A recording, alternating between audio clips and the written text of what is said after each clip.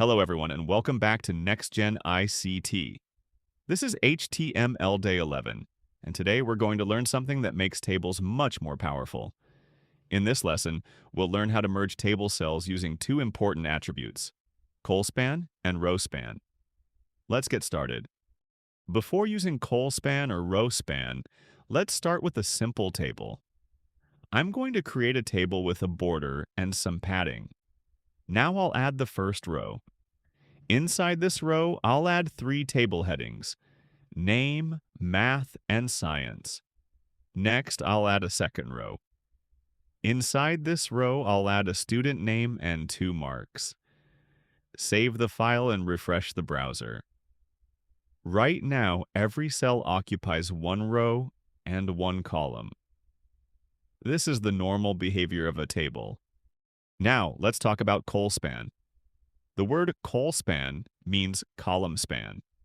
It allows a table cell to stretch across multiple columns.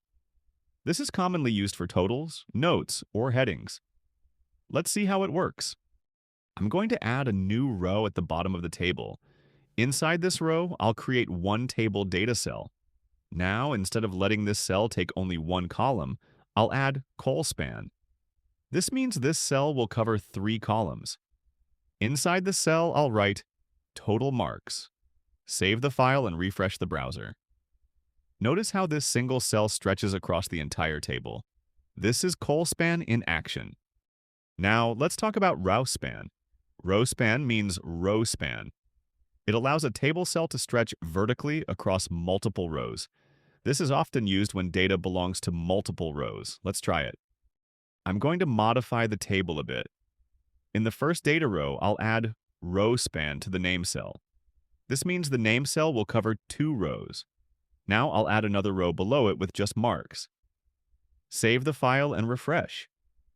You can see that the name now appears only once, but it covers 2 rows vertically. This is how ROWSPAN works. Now it's your turn. Try this. Create a table with 3 columns.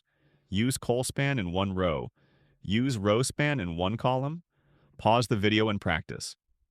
In the next lesson, we'll continue building your HTML skills step by step. If this video helped you, like, subscribe, and keep learning with NextGen ICT. See you in the next lesson.